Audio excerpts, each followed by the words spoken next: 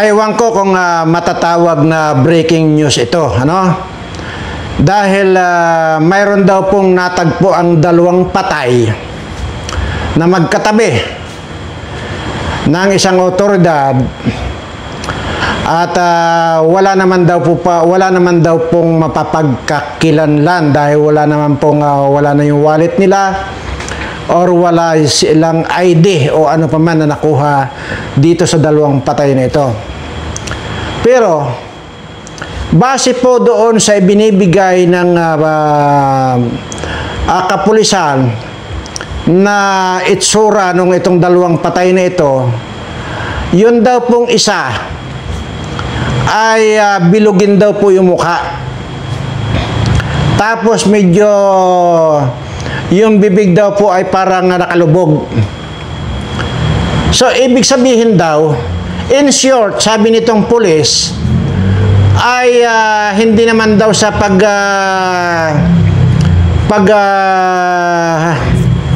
mamalabis na sabihin na ito raw isa na ito ay mukhang kuhol. Ayun. So, sabi ko agad, ay sigurado na ako dyan.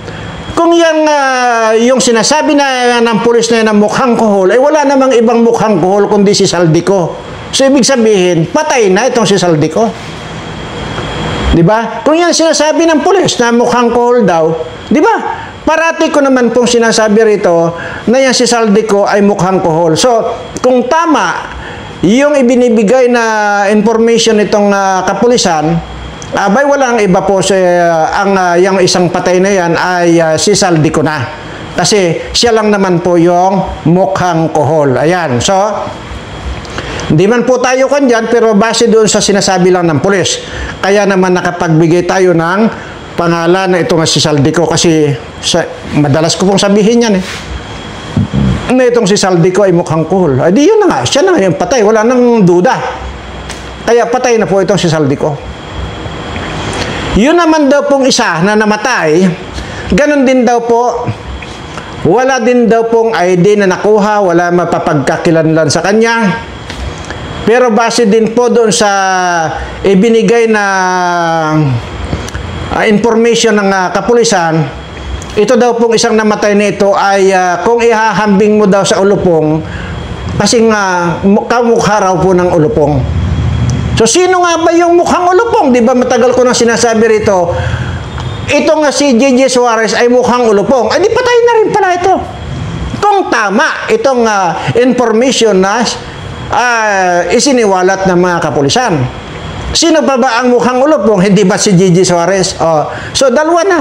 Saldico at saka itong si Gigi Suarez ay patay na. Pero, ito po ay nagbase lang po tayo dito sa nakuha natin information. Yung base doon sa sinabi ng pulis na mukhang ulupong daw yung isa at mukhang kuhol yung isa. Di ba?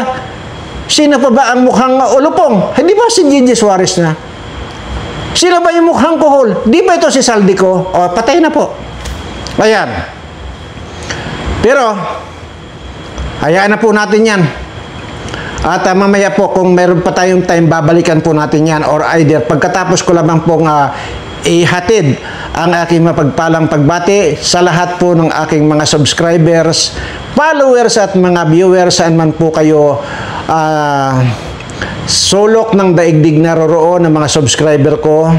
Sana manawari ay mailayo kayo sa lahat ng uri ng kapahamakan, mailayo kayo sa lahat ng uri ng sakit, mailayo rin kayo sa mabibigat na problema sa buhay, bagkus ang darating sa inyo, siyempre, ay swerteng walang katapusan at puro kasiyahan sa buhay. Ayan po ang madalas yung naririnig sa akin at hindi nyo po maririnig yan doon sa mga vlogger na mga patutot na at mga pagerper pa. Ayan. So, dahil nga po sa ngayon ay linggo naman, ay maaasahan niyo po sa akin na hindi po ako magmumura ngayon. Bagamat kamura-mura po yung mga nangyayari sa atin dito sa ating bansa, na talagang kahit na santo ay mapapamura. dito sa mga pinaggagawa nitong mga politikong mga kawatang ito. Kaya naman, bagamat linggo ngayon, ay hindi pa rin po, hindi ako magmumura, pero sasabihin ko rito na lahat itong mga kawatang mga politiko ay magkamatay na sanang lahat. Ayan. Pero, dito po sa inyong mga subscriber ko, within 24 hours mula ngayon, yes, mula ngayon, within 24 hours ay papasok na po yung bagyo. So, hindi natin alam kung gaano kalakas ito. Kaya nga, ngayon pa lang po ay maghanda-handa na kayo. Kung medyo alanganin po yung kinatitirikan ng inyong mga bahay, ay medyo likas-likas lang po muna para po sigurado po tayo na walang mangyayaring masama sa inyo. Ano po? At ganoon naman po lagi. Kung alam ko pong medyo mayroon dapat na warningan, ay magwa-warning po ako dito sa aking mga subscriber para ngayon pa lang po ay maiwasan natin yung anumang masamang mangyayari sa inyo. Kaya ko po kayo laging pinagsasabihan at pinapaalalahanan, ayaw ko pong may mangyayari sa inyo. Ayaw ko pong ni isa sa inyo ay may mangyayari masama sa inyo. Iisa lang po ang dahilan ko. Kasi po, mahal na mahal ko po kayong lahat. At doon po sa mga, sa mga hindi ko pa subscriber, lalo na po kung ang inyo pong mukha ay kagaya nitong si Saldico na mukhang kohol nga, di ba? At na yun nga, patay na. At kung kagaya dito sa kay Gigi Suarez ang mukha ninyo na parang mukhang ulupong, at kagaya dito kay Larry Gadon na nagtataglay ng kasing laki ng troso na ilong, at dito sa isang vlogger na si Mike Bayan, si Ave Maria, na napakalapad naman ng ilong. Aba, kung ganyan po ang mga pagmumukha ninyo, ito lamang po ang masasabi ko. Huwag na po kayong magpatumpik-tumpik pa. Pindutin nyo po yung subscribe, pindutin nyo po yung notification bell, pindutin nyo po yung all. Pagkatapos yung pong magpindot, natural, matutulog kayo. Paggising nyo po sa umaga, pag nanalamin kayo, aba, napakagwapo nyo na, napakaganda nyo na. Sabi ko nga po rito, hindi nyo kailangan ang gumastos para pumunta kay Vicky Bilo para magpaganda, magpaputi, magpakinis ng mukha. Hindi na po kailangan. Subscribe lang dito sa Birana Live Studio TV. All-in-one na po ito. Ibig sabihin ng all-in-one, gaganda ka na, gugwapo ka pa, soswertihin ka pa, yayaman ka pa. Oh, di ba? Saan ka pa? Yan po ang sinasabi ko. So, dahil nga po dito sa mga nangyayari ngayon sa atin, ay nako, kailangan ko, ano kaya kung iwasan ko muna, kasi baka mamaya hindi ko maiwasan, hindi magmura dito. Pero sige, at lagi ko nalang isipin na huwag na lang magmura. Tingnan nyo, ito mga kawatan ng ito, sila ang unang pumipiyak. Kasi mga kawatan, tingnan nyo ito, Richard Gomez, ang dami na niyang kaaway. Pag ikaw ay kawatan, Richard Gomez, at balat sibuyas ka pala, huwag ka na magnakaw, huwag ka na mangupit. Para sa ganon, hindi ka natatanong na media. Di ba? Ay, ewan ka pala balat sibuyas ka pala Tapos, nakinabang ka rin pala sa flood control project. Ano ba yan? Ngayon. Di ba, kagabi, nakita ninyo yung balita. Diyan sa Quezon City, lahat halos ng lugar sa Quezon City ay baha, di ba, hanggang bubong ng kotse. Lalo na diyan sa Biluna, lampas tao. Hindi naman po yan binabaha nung araw. Hindi po binabaha yan nung araw. At actually, dyan ngayon, yung mga bahain dyan ngayon sa lalo na Araneta Avenue, noon pong time na yan, ay hindi po binabaha yan. Bakit ko alam? Andyan po yung halos almost corner lang ng Araneta Avenue at saka itong Rodriguez Avenue, yung building po dyan na makikita nyo dyan sa halos, pero hindi naman corner. Dyan po yung opisina ko. So, ibig sabihin, alam na alam ko itong sinasabi ko, na itong Araneta Avenue, kung may bumahaman dyan, sandali lang. Nakita nyo ngayon, lumulutang yung mga kotse. Di ba? So, ngayon, hindi kaya't napakaganda ngayon na paghuhulihin na natin itong mga congressman na mga kawatan na ito at ilublob natin dyan. Yan na lang, ilublob natin dyan. Silang pagsuwingin natin dyan. Hanggat sa malagutan ng hininga ngayon, hawakan natin yan sa batok. Ilublob natin yan dyan.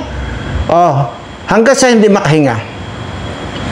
Alam nyo pa ba, mga kaibigan, ang nakakagigil at hindi ko alam, nakakapangilabot yung mga kinukulimbat itong mga kontraktor at mga congressman na ito, hindi na po magkasya sa kanilang money bolt.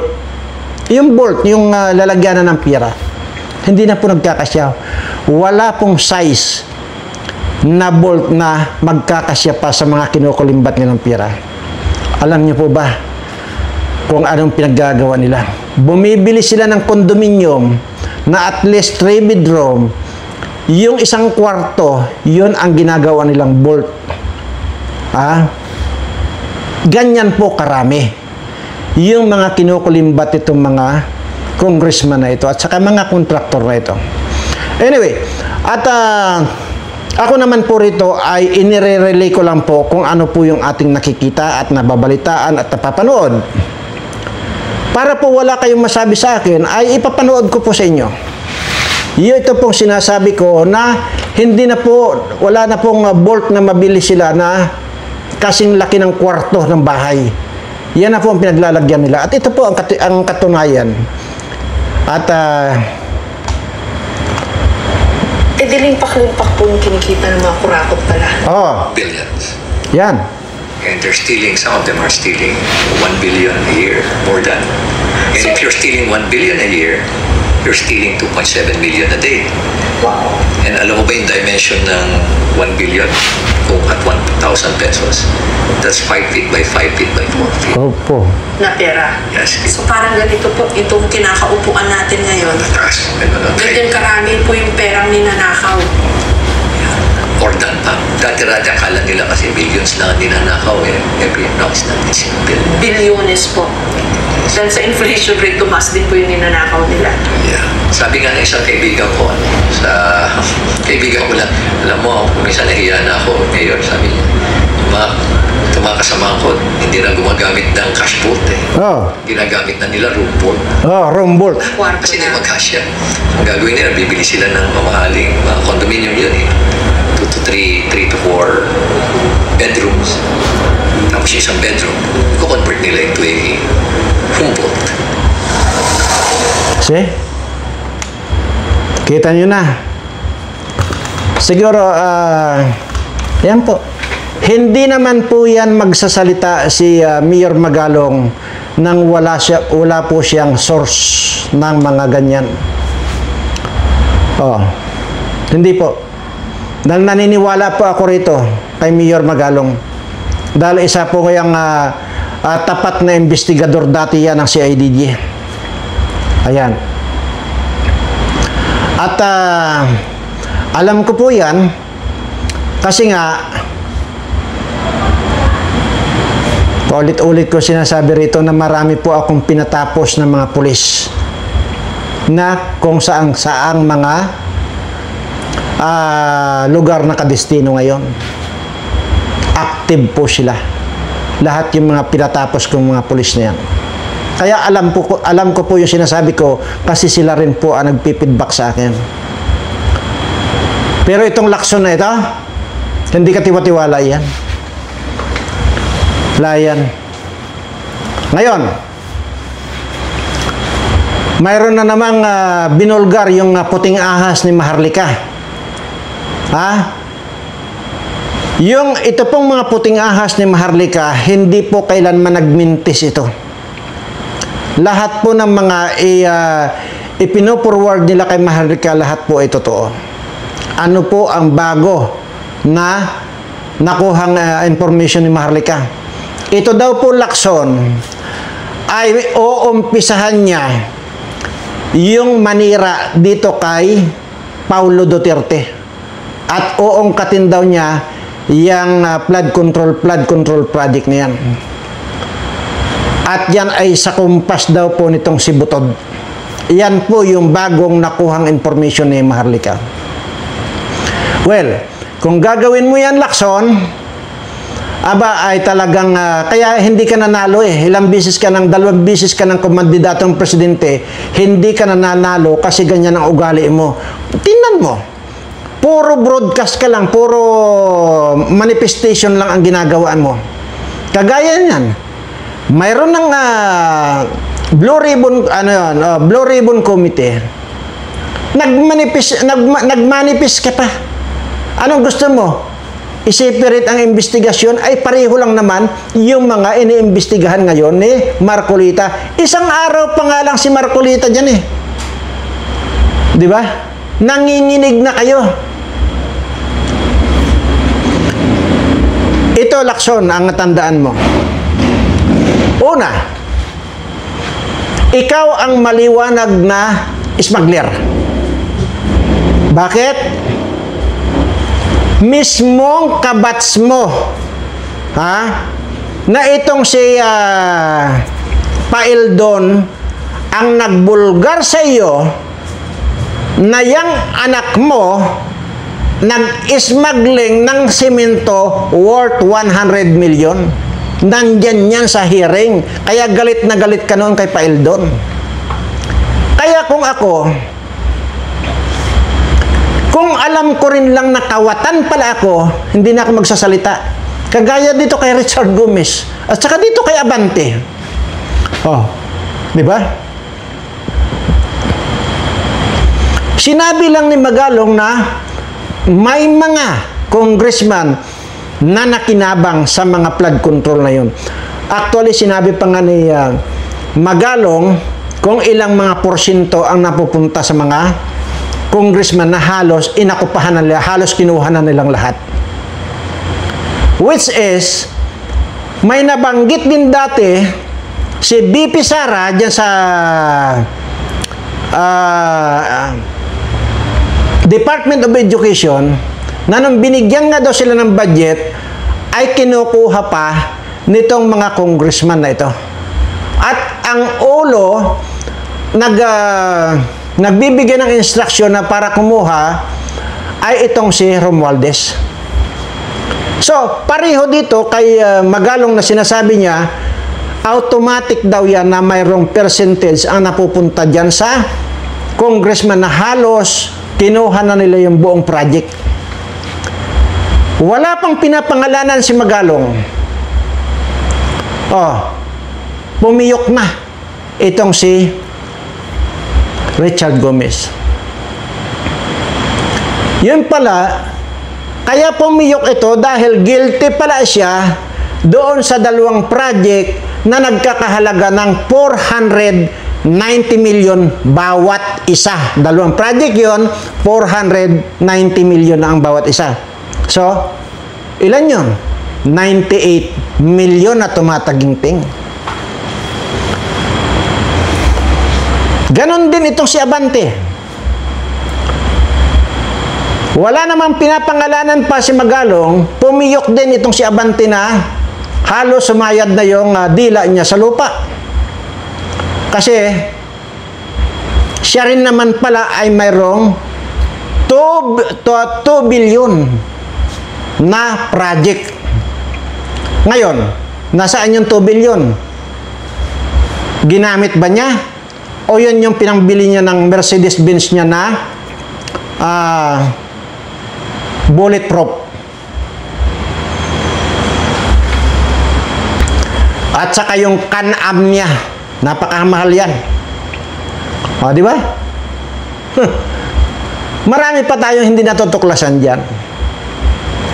Kaya nga sinasabi ko nga po rito na marami pa po akong gusto i-discuss, pero medyo lilimitahan ko muna dahil sabi ko nga po linggo ngayon, ayaw ko pong magmura.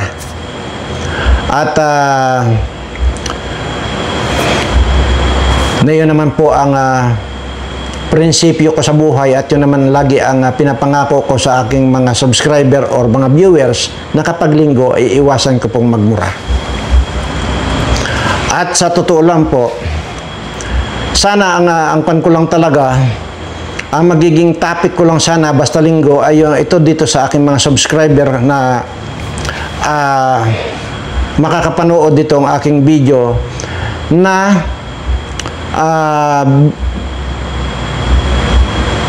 ang tawag dito, paliliparan ko lang po ng swerte itong mga subscriber ko.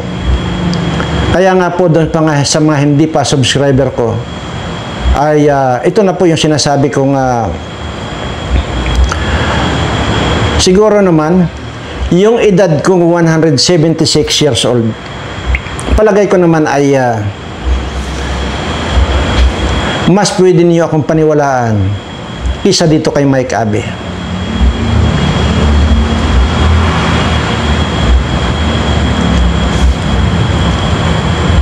Mag-abang lang po kayo. Dahil itong marami pong nagsasabi na walang naniniwala na 176 years old ko na. Abang-abang lang po kayo. Dahil may mga time or baka matsimpuhan ninyo na biglang magpa-flash na lang dito sa screen yung totoong kung gaano na talaga ako katanda, at doon magsasabi na kayo na totoo pala yung sinasabi ko. Magpa-flash yan dyan sa screen.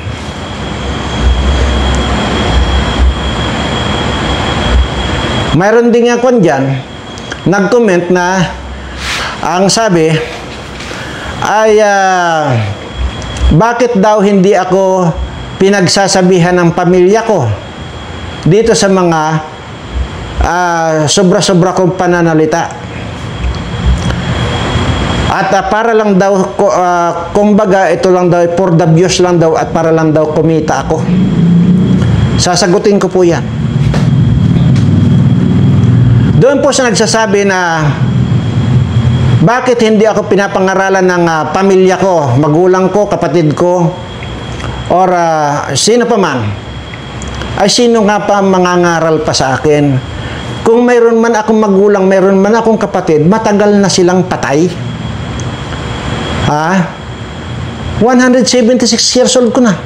Sino pa ba ang Pilipinong nakaabot sa ganitong edad? Siyempre natural, kung may kapatid man ako o may kamag-anak man ako, lahat yun patay na. So ako na lang mag-isa.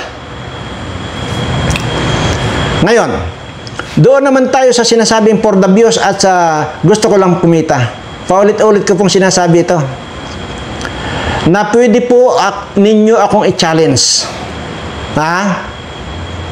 Kaya lang, lahat ng challenge sa akin kailangan may pustahan tayo.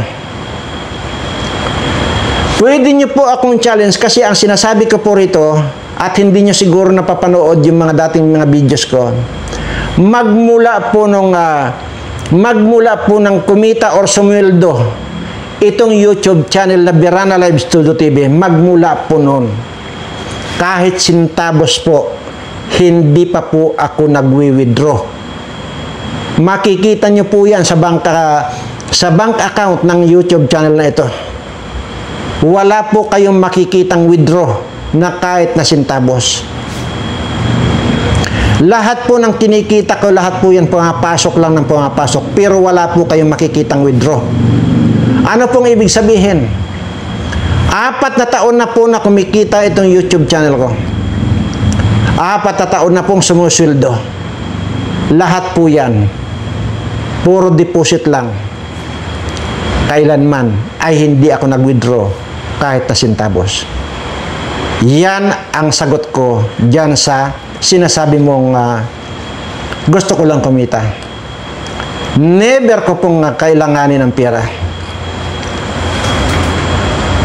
Lagi ko pong sinasabi, mabuhay man ako ng 1,000 taon pa, kahit kailan hindi ko na kailangan ng pira.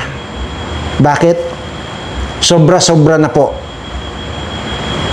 yung biyayang ibinigay sa akin ng ating Panginoon. Hindi ko na po kailangan. Lahat po ng gusto ko, kung meron man akong bibilhin, lahat po yan ipinagpapaalam ko sa ating Panginoon. Mayroon po akong nakikita, kung mayroon na po akong nakitang sign na pumapayag siya, saka pa lang po ako bibili. Nung gusto ko. Pero lahat po yan pinagpapaalam ko. Ganon ako rumispito sa ating Panginoon. Kaya naman, ang lagi kong sinasabi rin dito, doon pa po sa hindi pa napapanood yung mga videos ko dyan, ang sinasabi ko po madalas dito, at wala pong nakakapagsabi nito na kahit na sinong vlogger, madalas niyo pong napapanood dito na sinasabi ko, Lord, stop mo na ang pagbibigay mo sa akin ng blessings, bagkos yung ibibigay mo para sa akin, ibigay mo ng diretso dito sa lahat ng mga subscriber ko. Hindi po ba't nandyan?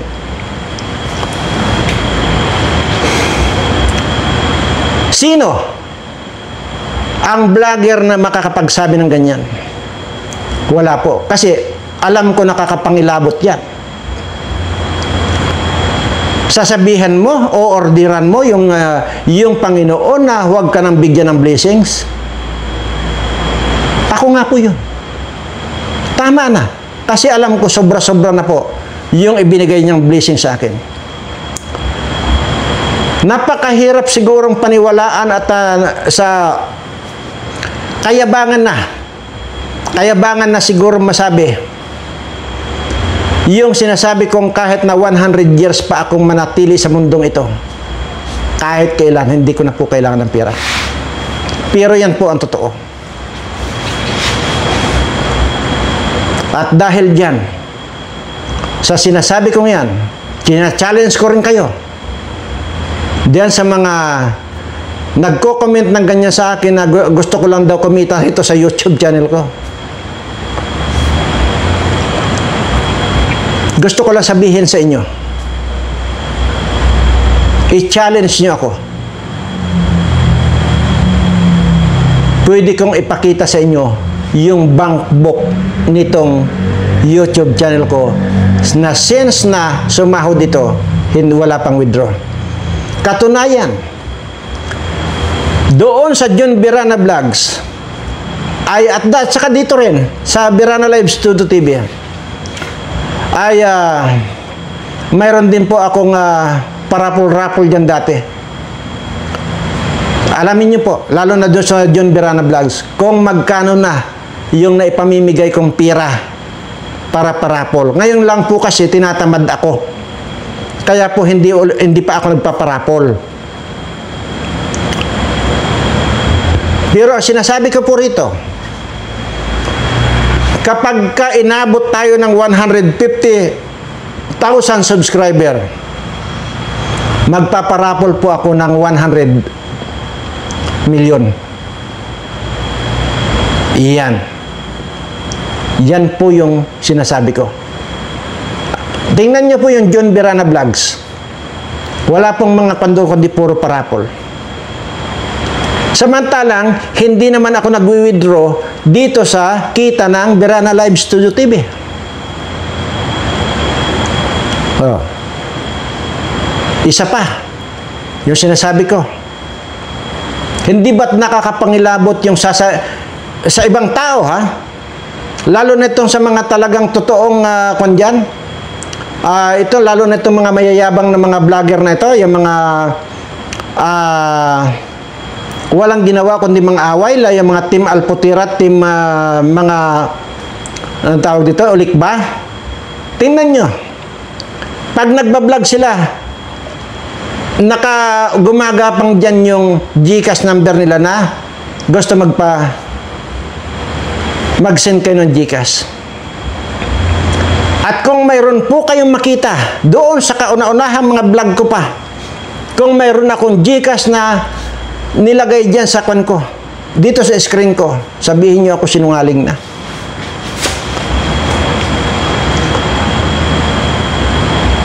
At sino yung tao na naghahamon ng patayan dito sa mga politikong mga kawatan ito na magpupustahan kami? Ang sinasabi ko rito sa lahat ng mga kawatan ng mga politiko, ipusta na nila lahat ng mga ninakaw nilang pera sa bayan, dodoblehin ko. At magpapatayan kami. Sila, gamitin na nila yung kahit na anong klaseng baril ang gamitin nila sa akin, sabay-sabay sila, rat-ratin ako. Kaya nga may pustahan. Kasi, kung rat-ratin nila ako at namatay ako, natural, sa kanila yung pusta ko. Pero pag nirat-ratan nila ako at hindi tumalab yung balang pinangrat-rat nila sa akin at nakatayo ako at buhay ako, natural kakabigin ko yung pusta nila. Sino ang naghamon dito sa mga kawatang ito? Ako lang po yan.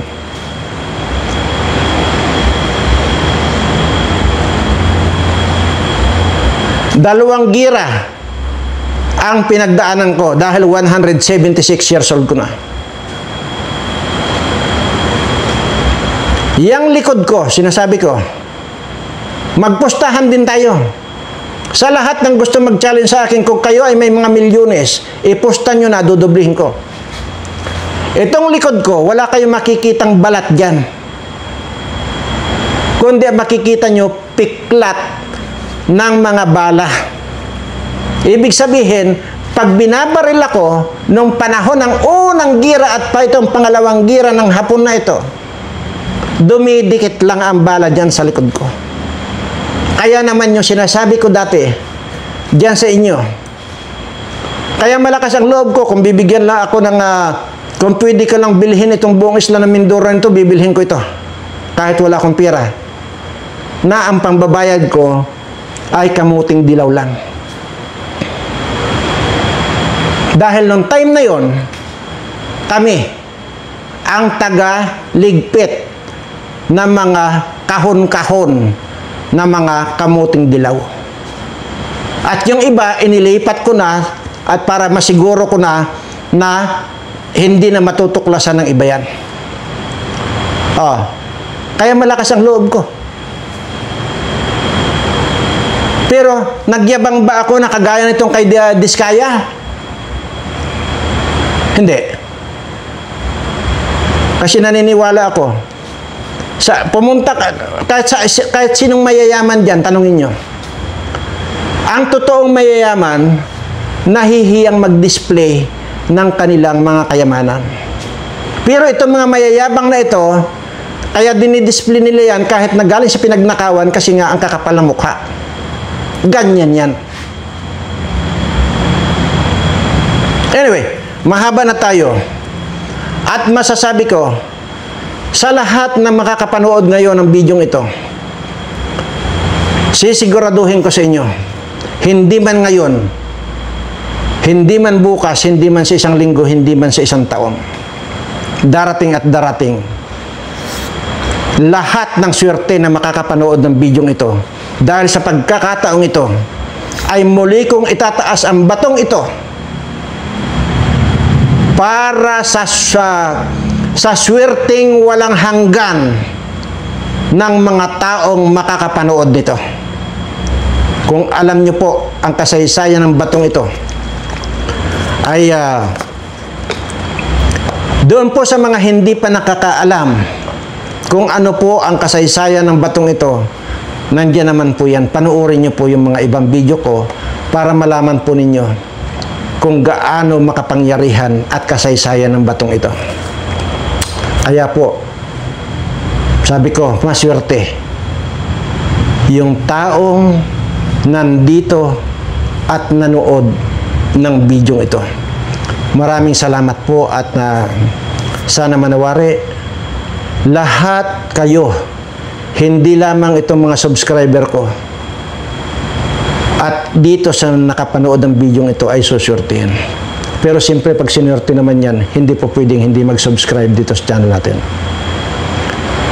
Ang hangad ko lamang po, kaya gusto kong maraming makapag-subscribe, ang hangad ko lamang po, kapag ka meron tayong videong ina-upload yan, lumawak po mararating to para makarating din po itong dinadaldal ko dito sa mga politikong mga kawatan.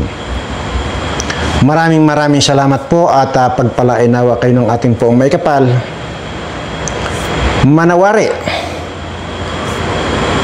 walang ibang darating sa inyo kundi ang walang hanggang swerte sa buhay. Mahal na mahal ko po kayong lahat.